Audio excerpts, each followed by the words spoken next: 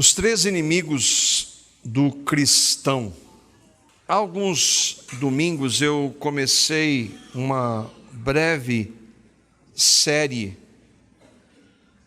breve porque vão ser com hoje, ao segundo, serão 3 mensagens sobre os inimigos daqueles que creram no Evangelho. Esses inimigos, eles são descritos pela palavra. O primeiro nós vimos o diabo, que é aquele que orquestra todo o mal que há no mundo, ele e os seus demônios. O que nós vamos ver hoje é o segundo inimigo, que é o mundo, e com a imagem aí eu tento mostrar, depois nós vamos ver o que a palavra diz, com algumas das formas que o mundo nos atrai, nos tenta, dinheiro, poder, bens, conhecimento. Essa imagem da mulher sensual é a distorção da sexualidade. Todas essas coisas são o que o mundo oferece para nos tirar do foco. E por último nós vamos ver, se o Senhor permitir, aquele que é o pior de todos, que somos nós mesmos, a nossa carne, a nossa propensão para o pecado.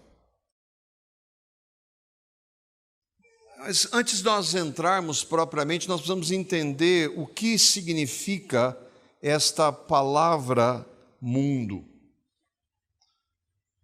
Em qualquer texto, a definição de uma palavra usual como essa,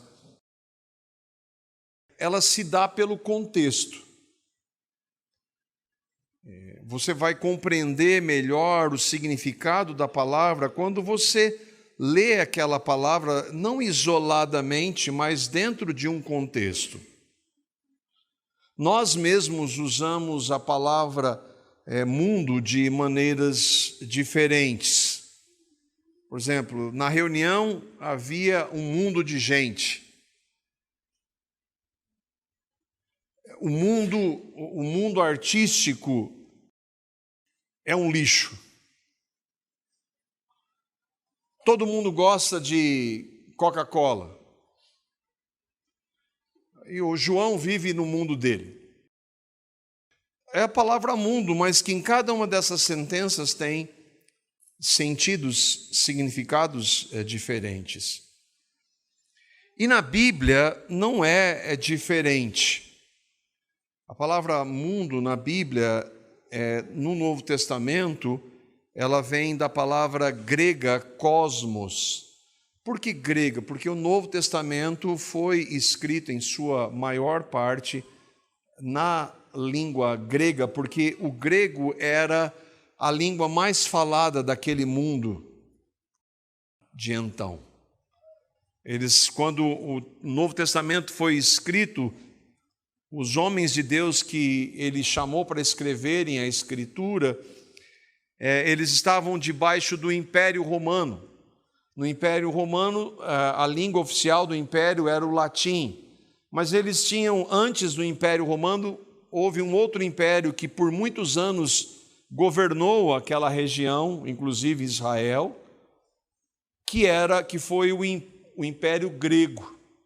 Então, a língua e a cultura eram gregas em sua parte. Então, por isso que a palavra é tirada do grego, porque foi escrito no grego, para que mais pessoas pudessem, já que era a língua comum de muitos deles, tanto judeus como de romanos e outras nacionalidades, foi escrito em grego.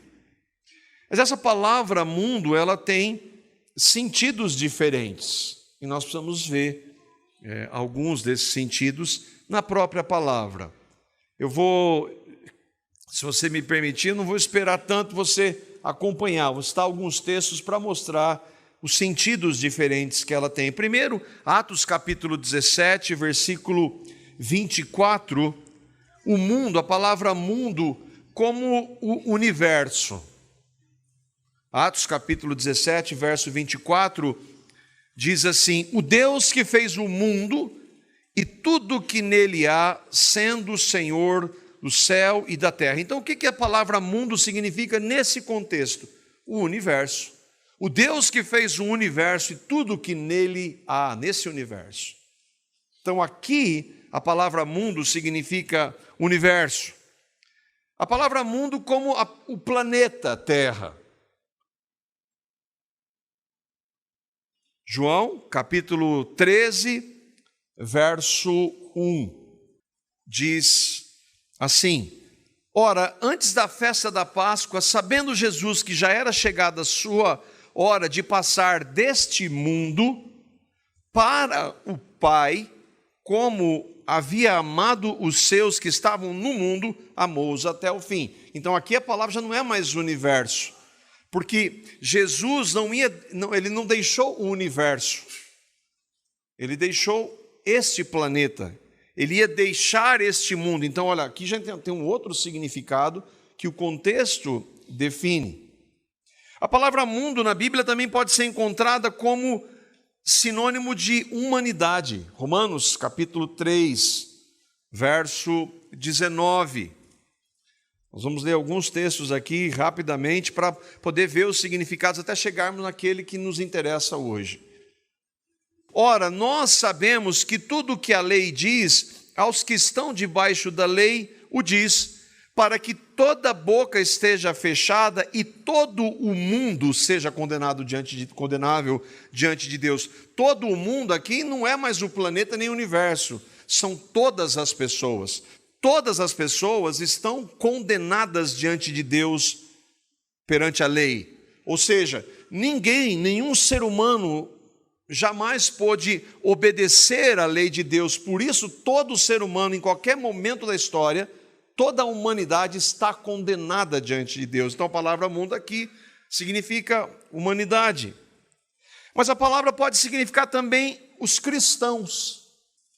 2 Coríntios 5,19 diz assim: Deus estava em Cristo reconciliando consigo o mundo, não lhes imputando os seus pecados, e pôs em nós a palavra da reconciliação. Aqui está claro que são os cristãos. Ele reconcilia todo ser humano, toda a humanidade? Não. O mundo aqui, mas não é o planeta, não vai haver uma restauração do planeta, do universo? Sim, vai, mas aqui ele está falando reconciliando consigo o mundo, não imputando no mundo os seus pecados, os pecados daqueles que creem, não de todas as pessoas. Então, olha só, a palavra mundo aqui significa uma outra coisa. E isso é muito importante para nós entendermos quando nós pegamos alguns textos isolados e queremos justificar uma teologia. Nós precisamos entender o contexto e entender o que aquela palavra diz naquele contexto.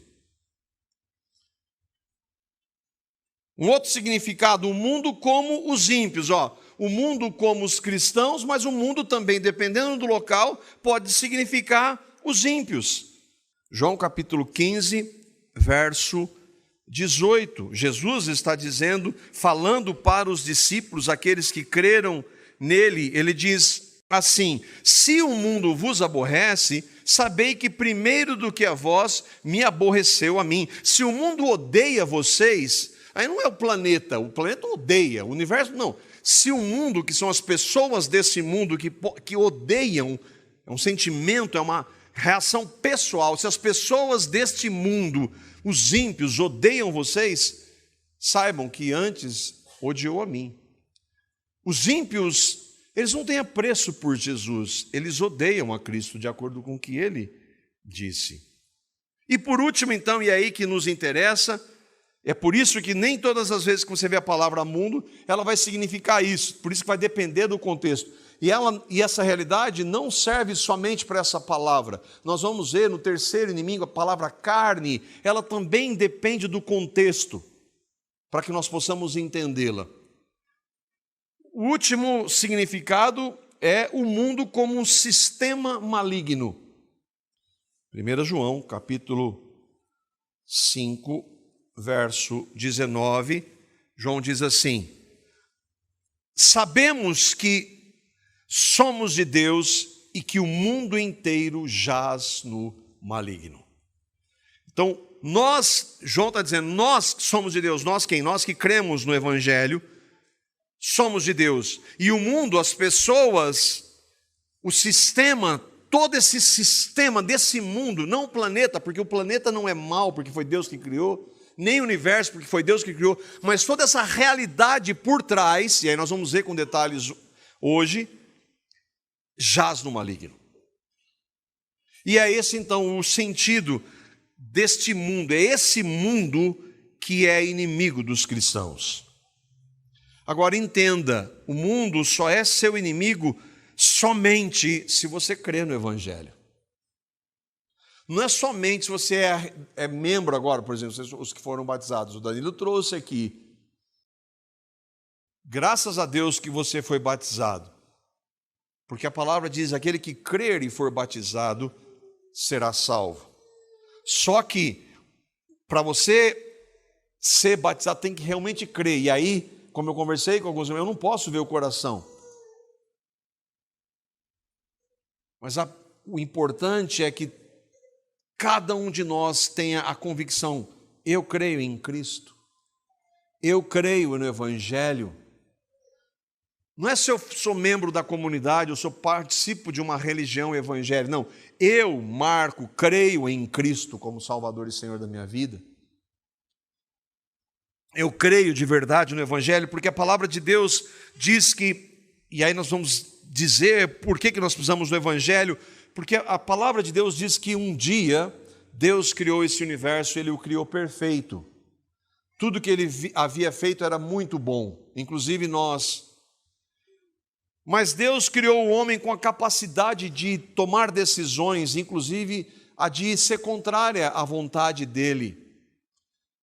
E o homem, o primeiro casal criado, se rebelou contra Deus, desobedeceu. Naquele momento entra o pecado na raça humana.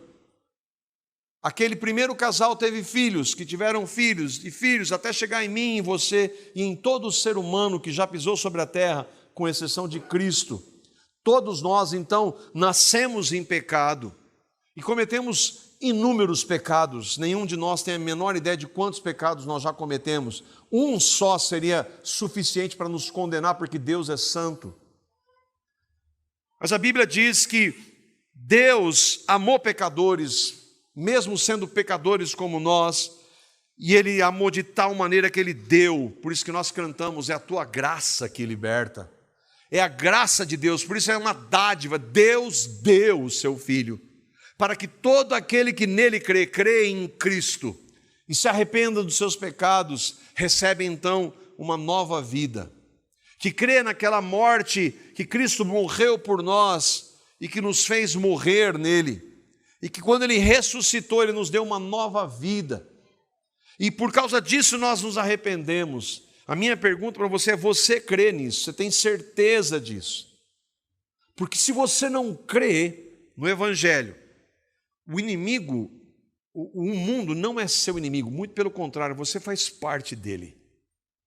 Mesmo que você não saiba, mesmo que você não negue, você faz parte desse sistema se você não crê em Cristo. E a minha oração é que você creia. O ponto é que essa é a verdade, que esse mundo é uma realidade espiritual, há uma realidade espiritual por trás de tudo isso. Ainda que nós não vejamos, esse mundo é o sistema, uma palavra que está em moda hoje é o establishment. Né? Não, e aí alguns já vão se posicionar contra, não, é uma realidade espiritual. É uma cultura, são valores, costumes, ideologias, todos centrados no coração enganoso do homem. É um sistema que tem no maligno com M maiúsculo, porque é o diabo que está por trás, como comandante. O jaz no maligno significa que ele está sob o domínio do maligno, do mal. Ele é o Deus desse sistema. Tudo que nós vemos, todas as ações do homem hoje, tem por trás esse sistema do homem não regenerado. 2 Coríntios capítulo 4, verso 4 vai dizer que esse sistema, o Deus deste mundo, governa os que são dele. Eles não sabem. Eu não sou satanista, eu não adoro o Satanás. Se uma pessoa não crê no Evangelho, ou ela está em Cristo, ou ela é filho espiritual do diabo. Não tem um meio termo. Ou você está em Cristo, é filho de Deus, ou você está fora de Cristo, é filho do diabo, mesmo que você negue. E se você é filho do diabo, você faz parte desse sistema, ainda que você não o veja. Olha o que o texto diz: o Deus deste mundo cegou o entendimento dos incrédulos, para que lhes não resplandeça a luz do evangelho da glória de Cristo, o qual é a imagem de Deus. Pessoas que não creem no evangelho, elas estão cegas pelo Deus desse sistema, que é o diabo, como nós vimos. E aí alguns, lá vem, isso aí é teoria da conspiração. Eu usei o termo que está na moda, né? Isso não é teoria, não. Isso é uma conspiração real do inferno contra tudo que é de Deus. É uma conspiração das trevas contra a palavra de Deus, contra a igreja.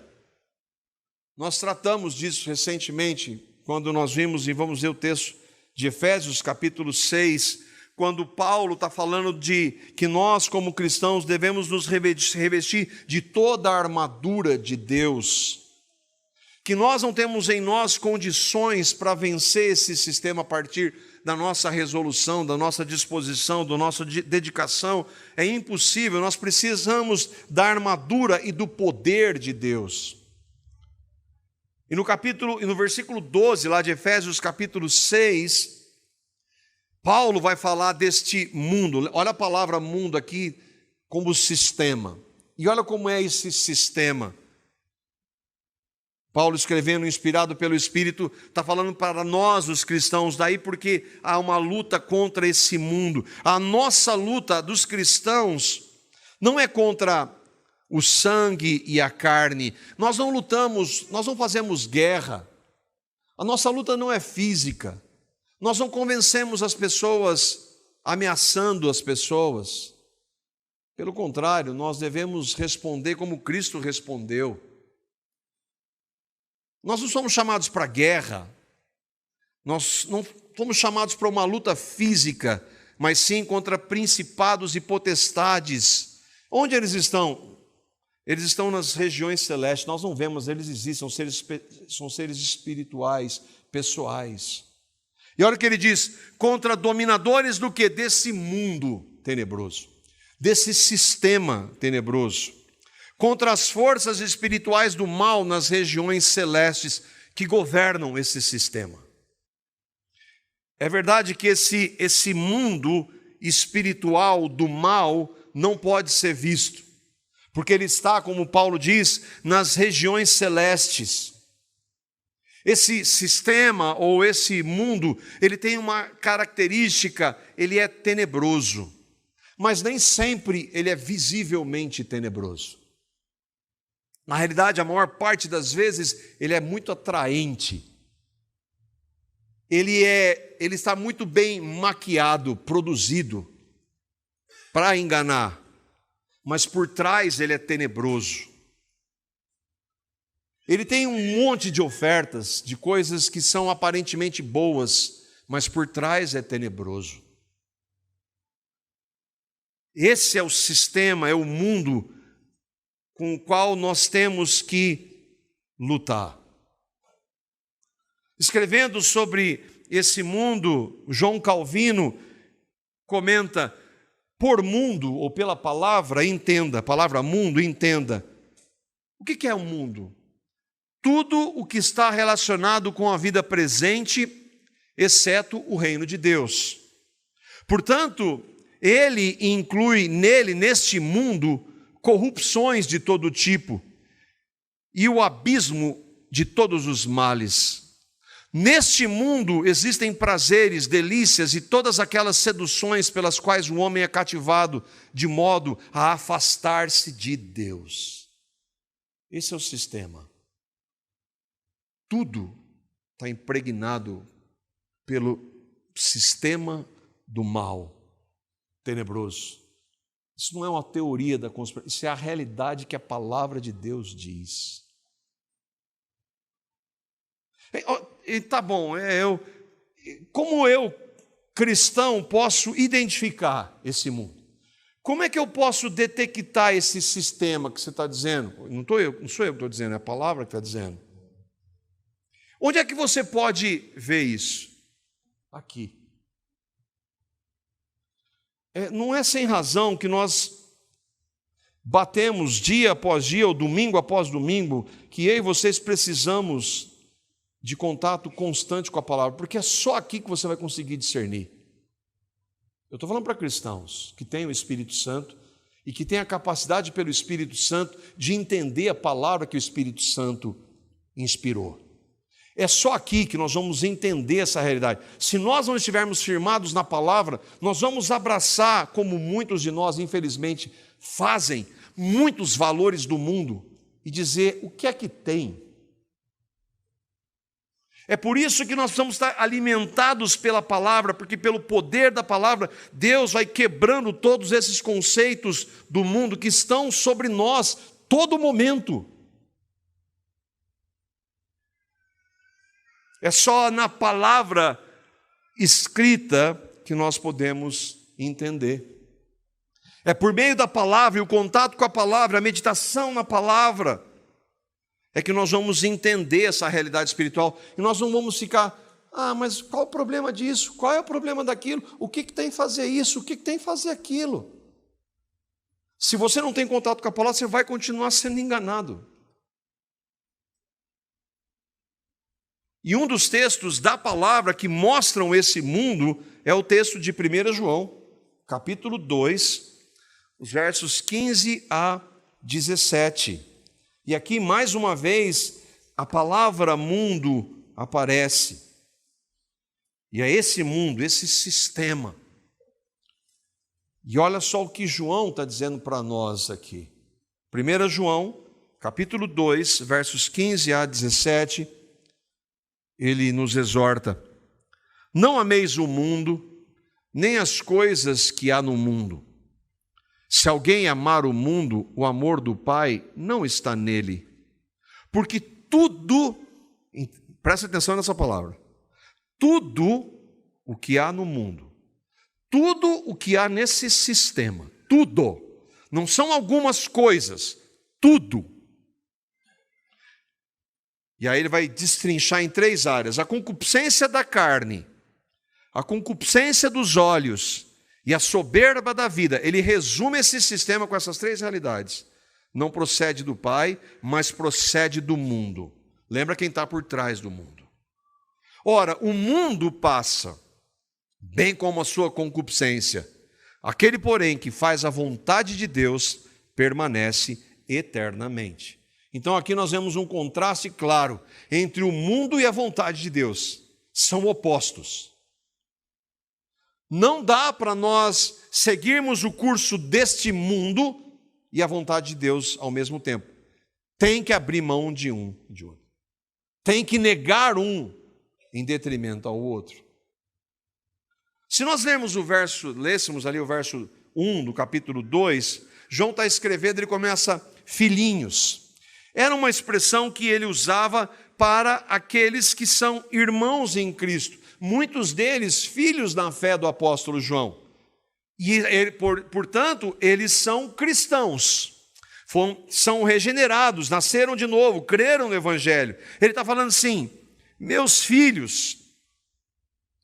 E com isso ele está dizendo: meus filhos, não amem o mundo. Bom, o que a gente entende disso claramente? Que, infelizmente, é possível que cristãos amem o mundo.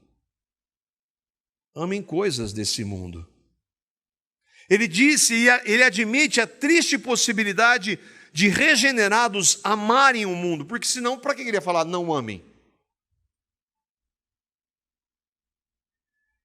Agora, este amor não pode ser dado ao mundo. Nós não fomos chamados para amar esse sistema, esse mundo, que é contra a vontade do Pai. Esse mundo não procede do Pai, ele procede de um outro Pai, o Pai da mentira. Não do Pai, do nosso Pai, do Deus Pai. Esse mundo ele é contra a vontade de Deus. E aqui, mais uma vez, a importância do contexto.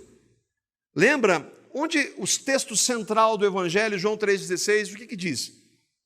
Deus amou o mundo. Mas o João está falando assim, não ame o mundo. Bom, o mundo que Jesus está dizendo em João 3,16 são as pessoas. O mundo que João está dizendo para nós não amarmos aqui é esse sistema. É esse mundo que jaz no maligno. É óbvio, então, que, lembra, por isso que é importante nós lermos as palavras nos seus contextos. O mundo que nós não devemos amar é um sistema maligno que reina neste planeta. E João aqui, ele vai explicar como, então, nós podemos identificar esse sistema. E ele divide em 3 áreas. Aqui nós vamos entender também a palavra concupiscência. Olha, é concupiscência e não concupiscência, tá? Concupiscência. O que é a palavra concupiscência? É um desejo mau, desordenado, é um desejo de pecar. No quê? Nessas 3 áreas. E elas variam de pessoa para pessoa. Cada um de nós tem áreas que nós somos tentados. A concupiscência é um desejo em desobedecer a Deus. É um desejo mau. O irmão John MacArthur, ele nos ajuda, ele diz, o mundo é o sinônimo do reino das trevas. É perigoso, é mortal. Foi planejado por Satanás apelar para esses 3 caminhos para o coração caído. Mas não é só o coração caído, porque o coração caído vive naquilo. João está nos alertando que nós podemos ceder a essa proposta desse mundo. E ela é sedutora. Ela é muito bem orquestrada. Um irmão chama-se Peter Petty, ele é professor e pastor, ele diz, a descrição tripla dos caminhos do mundo, o desejo da carne, veja, desejo mau, algumas traduções trazem um desejo, mas a concupiscência é um desejo mau. Então é o desejo mau da carne, o desejo mau dos olhos e a vanglória da vida, o orgulho, comparam-se de forma interessante com a tentação no jardim do Éden. E ele faz uma reflexão que muitos irmãos se utilizam dela para mostrar quando que tudo isso começou. Essas 3 áreas começaram lá na queda. Agora, essas 3 áreas, elas estão muito entrelaçadas. Vamos ver o texto de Gênesis, capítulo 3, verso 6. O Gabriel leu aqui no início as consequências da queda. E aqui é o texto que mostra o momento da queda. O momento em que Adão e Eva decidem desobedecer à ordenança de Deus. Gênesis capítulo 3, verso 6. Você lembra? Deus havia dado uma ordem, Deus havia criado o homem e a mulher, muito bons, colocado num lugar maravilhoso, perfeito, não havia mal, não havia morte, dor, nada. E ele deu uma única ordem. Ele os colocou em um jardim onde havia várias outras árvores frutíferas. Mas havia uma única árvore, a árvore do conhecimento do bem e do mal, que eles não poderiam comer, porque eles estariam desobedecendo a Deus.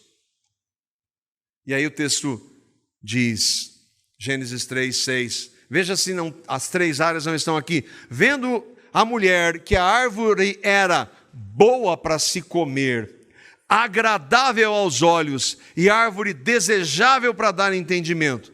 Tomou do fruto e comeu, e deu ao seu marido, e ele comeu. Exatamente as 3 áreas que o sistema desse mundo continua usando há milênios. Funcionou e continua funcionando. Sim, é claro que essas tentações, elas estão todas muito entrelaçadas. Às vezes nós tentamos fazer uma distinção didática, mas a verdade é que elas andam muito juntas. Os desejos maus estão ligados um ao outro, e às vezes é difícil distinguir o que é agradável aos olhos, o que é concupiscência da carne e dos olhos, porque a carne pode ser despertada pelos olhos.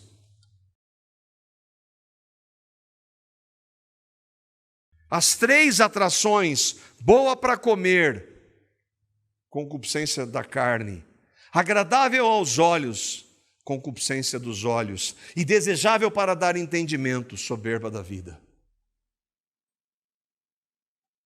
Todas foram concupiscências simultâneas, tudo naquela mesma hora. E aí geraram a desobediência que era contra quê? Contra a vontade de Deus estabelecida e que eles sabiam. Naquela hora, houve o pecado, a entrada do pecado. E é isso que esse sistema tem como objetivo, nos levar ao pecado. Tiago, capítulo 1, versos 13 a 15. É claro que o que Tiago escreve aqui para nós hoje, não acontecia em Adão e Eva, porque eles foram criados perfeitos. A tentação veio de fora. Quando eles pecam, eles não pecam apenas quando eles comem, eles pecam quando eles cedem aos desejos. Só que agora Tiago está falando que nós temos um agravante, o problema agora está interno. Todos nós temos. Olha o que ele nos exorta: ninguém, ao ser tentado, a tentação para o pecado, diga, sou tentado por Deus. Por que não pode dizer isso? Porque Deus não pode ser tentado pelo mal. Deus não pode levar ninguém ao mal, a cometer o mal moral. Ele mesmo a ninguém tenta, porque Deus é bom, Ele é santo. Ele não tem nada a ver com o mal, com o pecado. Então Ele não pode fazer isso, é contra a natureza dEle. E aí então Ele vai mostrar para nós quem é o responsável.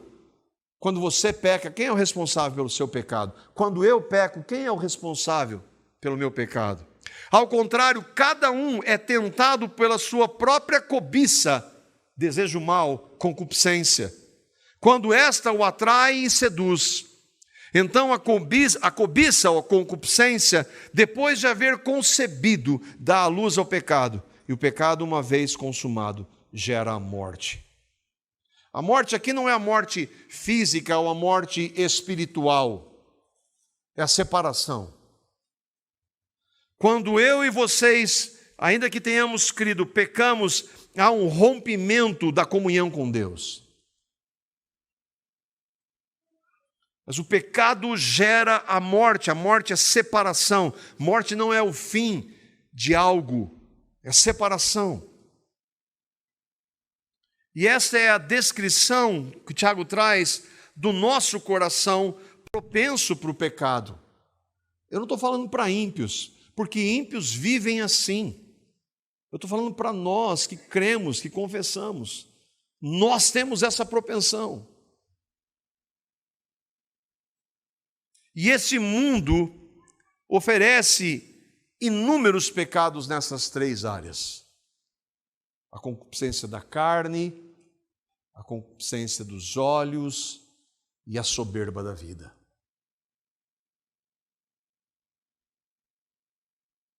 Vamos tentar entender quais são, ou o que significam essas expressões.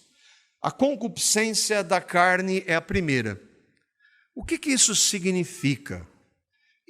Você vê alguns irmãos estudiosos e há um consenso de que é tudo aquilo que é que nos leva a um desejo por um prazer pecaminoso.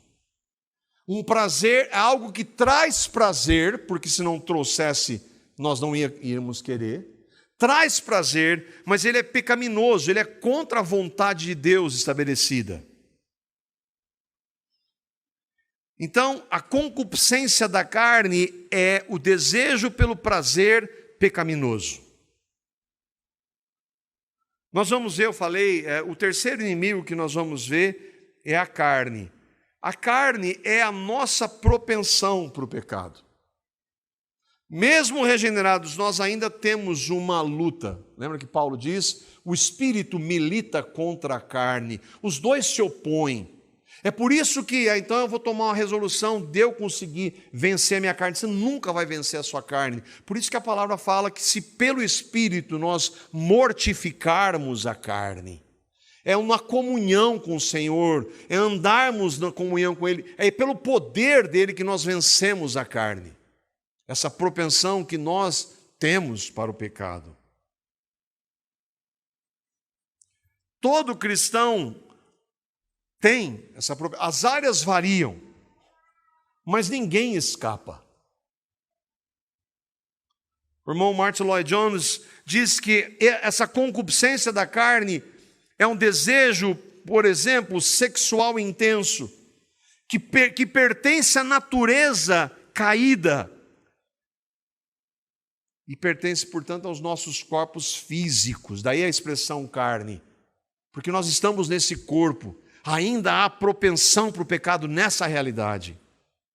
Agora, não se relaciona só ao sexo ilícito. Não se relaciona só a práticas sexuais que são contrárias à palavra de Deus, mas há prazer na comida, há prazer na bebida, há prazer no amor ao dinheiro, vícios, prazeres humanos contrários à palavra.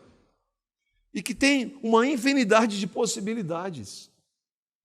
O irmão John MacArthur, de novo, ele diz, isso não significa a concupiscência da carne.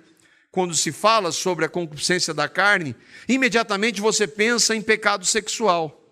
Mas não é isso, é qualquer desejo, mas é qualquer desejo por qualquer coisa fora da lei de Deus. Qualquer atitude, qualquer pensamento, qualquer palavra, qualquer ação que Deus proíba.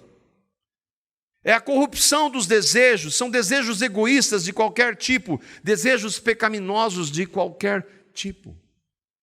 Isso é concupiscência da carne, e com a qual nós somos chamados para a guerra. A segunda, que Paulo diz, é a concupiscência dos olhos. E aqui talvez fique um pouco mais claro para nós entendermos. É o desejo pecaminoso de possuir tudo que tem apelo visual. O dos olhos é o que nos atrai, e pode ser uma infinidade de coisas que são contrárias à palavra de Deus. Agora, veja como é difícil separar a primeira dessa. Um homem, em sua concupiscência da carne, na área sexual, ele tem uma luta contra a tentação de olhar para uma mulher com uma intenção impura, que é o que Jesus diz. Bom, a concupiscência da carne está lá. A hora que ele vê, vai despertar essa concupiscência.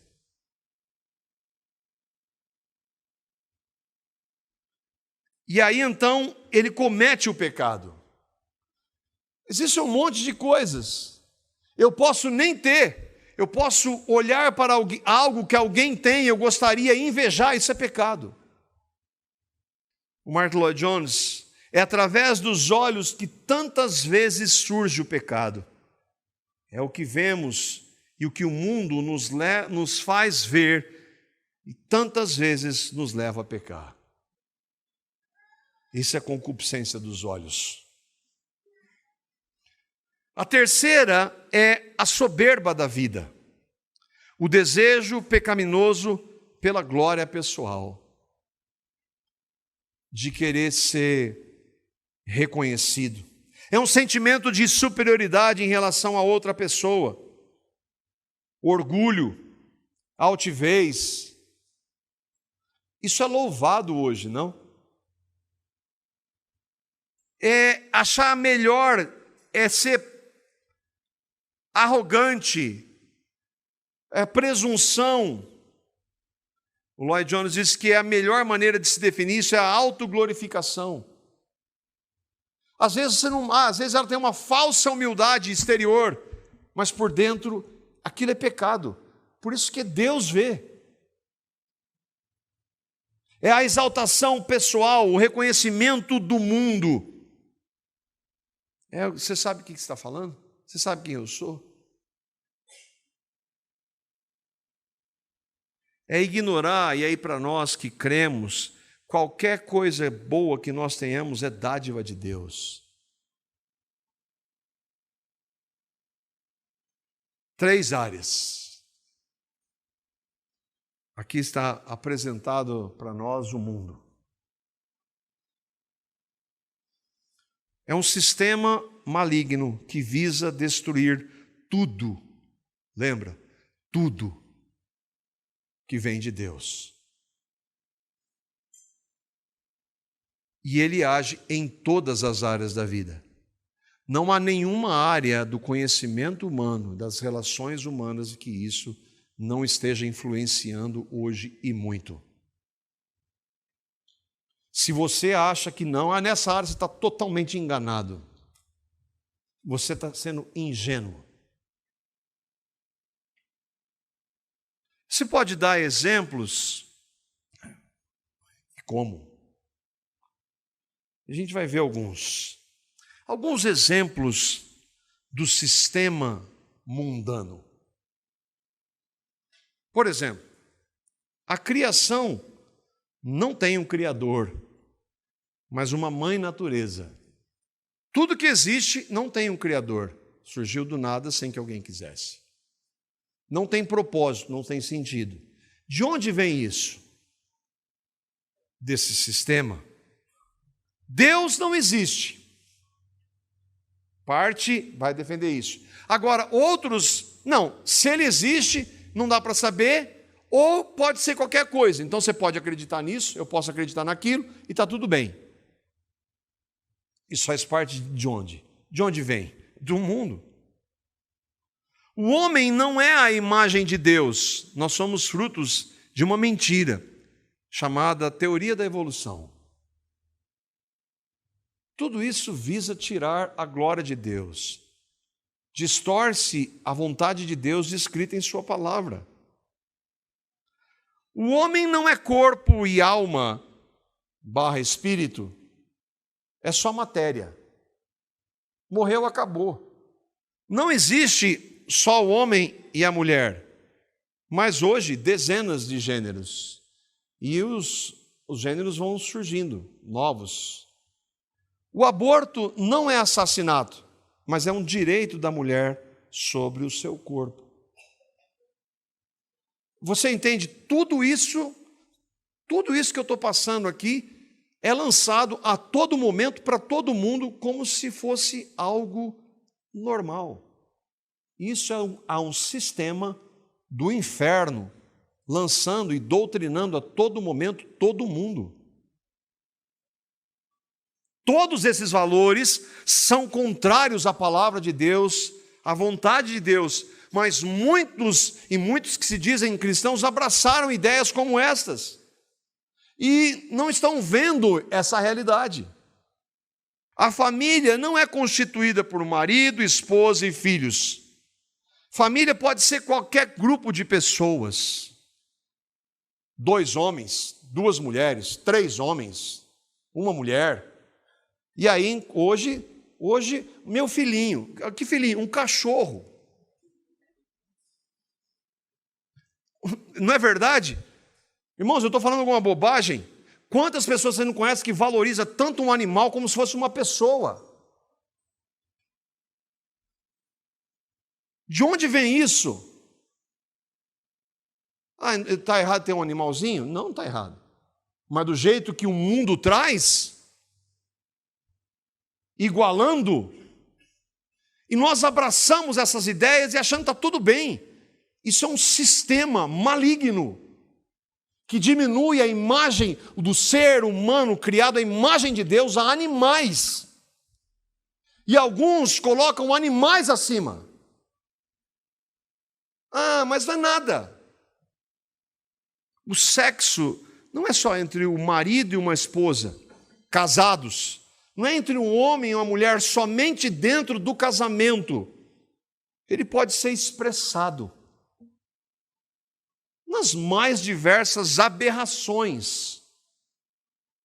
Homossexualismo, transexualismo, orgias e pornografia. É uma infinidade de possibilidades do sistema, do mundo, atingir olhos e carne. Deus não é a medida de todas as coisas. O homem é. As ciências humanas valorizam isso. O mundo foi feito para mim, eu sou o centro. Eu tenho que ser aceito, não posso ser contrariado. Eu sou o centro. A pedagogia moderna propaga essa mentira do inferno. E todo mundo abraça. A arte não precisa ser bela. Ela pode ser abstrata, esdrúxula e pervertida. Irmãos, estou falando alguma bobagem do que está aí? Tudo isso é quebrar conceitos e valores de Deus colocados nesse universo. Tudo é contra Deus, tudo é contra.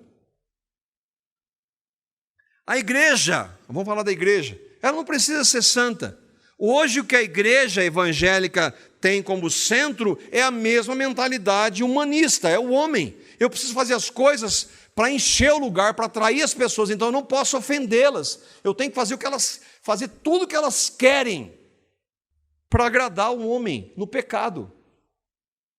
As grandes mentes não são as que temem a Deus. Os grandes pensadores que o mundo valoriza são ímpios, pervertidos. Os grandes pensadores, fundadores das ciências humanas, vai ver a vida desses homens. Meu Deus! Mas são considerados na academia como as grandes mentes. O verdadeiro conhecimento, e aí na educação, não vem de Deus, mas do homem no pecado com as suas teorias centradas nele mesmo. Isso é para citar algumas áreas. Você entende quando Paulo diz tudo que há no mundo? Não é uma hipérbole. Tudo que há nesse sistema, todo o conhecimento humano, todos os valores humanos, fora do Evangelho, estão debaixo desse sistema. E esse sistema entrou na igreja. E tem um monte de gente que abraçou e não faz a menor ideia. Ah, isso é radical. O que eu estou tratando aqui hoje, para a maioria das igrejas evangélicas em Londrina, isso é radical demais. Mas com base no quê? Porque as mentes destes, muitos líderes, estão impregnadas do mundo. Por isso é radical. Na verdade, no mundo não sobra nada. Todas as áreas do conhecimento e da sociedade civilizada, ocidental, estão encharcadas dos valores desse sistema que jaz no maligno. E aí, irmãos, todos nós, eu estou falando para nós que cremos, todos nós, nenhum de nós está isento. Em uma área ou outra, uns mais, outros menos, estamos sendo influenciados. Não, isso aí não me pega. Não se engane. Primeira coisa que eu e vocês devemos fazer, Senhor, vê se há em mim algum caminho mal, e Ele vai mostrar que há.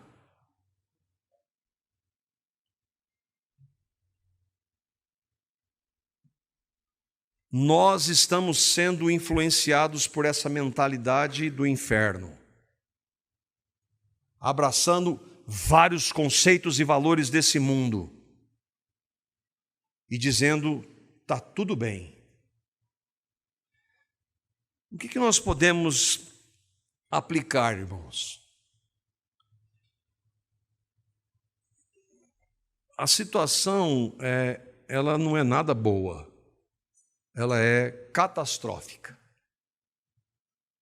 É claro, a verdadeira igreja vai triunfar. Ela sempre triunfa por causa de Cristo. A grande pergunta para mim e para você é se eu e vocês estamos na verdadeira igreja.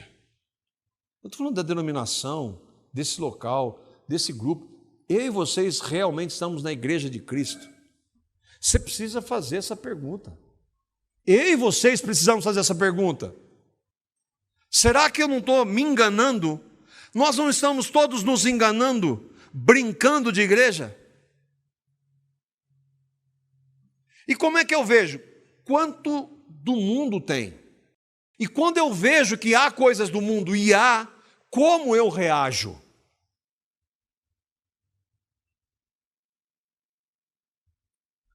Nós precisamos de um milagre. Nós precisamos de um verdadeiro avivamento. Milagre e avivamento andam juntos. Nós precisamos de um mover genuíno do Espírito Santo. E quando é genuíno e é do Espírito Santo, produz santidade. Produz arrependimento, produz, Senhor, tem misericórdia de mim. Eu não quero viver igual o mundo vive. O mundo está crucificado para mim, ou pelo menos deveria estar, e eu para o mundo. Não há nada, ou pelo menos não deveria haver nada nesse mundo que me atraia. Mas há, irmão. E nós precisamos ir diante do Senhor para clamar misericórdia. Nós precisamos de um mover do Espírito para discernir o tempo que nós estamos vivendo. Eu estou falando que Jesus vai voltar mês que vem, o ano que vem. Eu estou falando que nós estamos vivendo numa realidade impregnada dos valores do mundo e a gente não está se atentando para ela. E nós precisamos ir diante do Senhor e nos examinar à luz da palavra. Cada um de nós. O que eu gosto, as coisas que me dão prazer, que me trazem alegria. Eu e vocês precisamos pensar sobre isso. Ir diante do Senhor. Mas eu não tenho prazer em orar, eu não tenho prazer em ter um tempo a sós com Deus em oração, eu não tenho prazer de meditar na Escritura, eu não tenho prazer na igreja, eu não tenho prazer de cantar a palavra, eu não tenho prazer de me envolver na obra, eu não tenho prazer nas coisas dele. Então você precisa ver se você creu no Evangelho. Não, eu tenho lutas, então você precisa, e eu e vocês precisamos ir buscar para que Ele nos capacite a cada vez mais viver para Ele nesse mundo caído. Será que nós realmente fomos convertidos ao Evangelho? Você tem convicção? No sábado, no batismo, nós reunimos lá os irmãos e eu lembrei disso. Nós estávamos conversando, não lembro com quem, de alguns irmãos, nós vimos fotos de pessoas que foram batizadas. As pessoas não estão mais na igreja, não querem saber de mais nada. Vocês que foram batizados, e a nossa oração é que tenha sido um batismo em obediência, pela fé ao que a palavra de Deus diz. Busquem ao Senhor. Busquem ao Senhor. O que nós podemos fazer? E eu quero terminar com esse texto em que Deus ordenou à igreja do Antigo Testamento. Deus ordenou. E muitos de nós já ouvimos essa ordenança, mas ela é para nós hoje. Ela é para a Igreja do Montão, é para nós hoje, comunidade cristã de Londrina. Para nós hoje aqui que estamos, que cremos. Há uma promessa de Deus, mas há condições, Ele estabelece. 2 Crônicas, capítulo 7, verso 14. Sim, é o contexto de Salomão, na entrega do templo, mas essa verdade é uma verdade que se aplica ao povo de Deus em toda a história. A igreja do Antigo Testamento, a igreja do Novo Testamento para nós. E é Deus que está dizendo essas palavras. Ele diz assim: se o meu povo, que se chama pelo meu nome, se humilhar e orar, e me buscar e se converter dos seus maus caminhos. Lembra, é o povo dele. O povo dele estava vivendo fora dos caminhos. E se converter dos seus maus caminhos, se o povo fizer, então eu, Deus, ouvirei dos céus, perdoarei os seus pecados e sararei a sua terra. Como é que eu aplico isso daí, Marco? Como é que eu me aproprio desse texto para que isso aconteça comigo? Se eu e vocês, eu vou falar uma novidade aqui, se eu e vocês não nos aprofundarmos e não nos desenvolvermos nos meios da graça, isso não vai acontecer. Se eu e vocês ficarmos todo domingo concordando que a gente precisa ler a Bíblia, mas não lê, concordando que precisa orar, mas não ora, concordando que precisa congregar, mas não congrega, concordando que precisa estar envolvido no trabalho de pregar, mas não faz, não vai mudar nada. Agora, se nós formos diante do Senhor e nos humilharmos, e clamarmos, e o buscarmos, Senhor, tem misericórdia da minha vida medíocre como cristão. Tenha misericórdia da minha vida que eu defendo a teologia reformada, mas não há mudança na minha vida. Tem misericórdia de mim. Eu quero viver para o Senhor. Outra coisa, não espere que o seu cônjuge, os seus filhos, a igreja, os presbíteros vão fazer isso por você. Eu e vocês precisamos buscar o Senhor a sós. Se Ele quiser, Ele pode fazer ao nosso redor. Mas e se Ele não fizer? Nós somos chamados a buscá-lo. Essa é a única maneira de nós não sermos levados por esse sistema maligno. É a única maneira de nós discernirmos esse sistema maligno. Que o Senhor tenha misericórdia de nós, irmãos.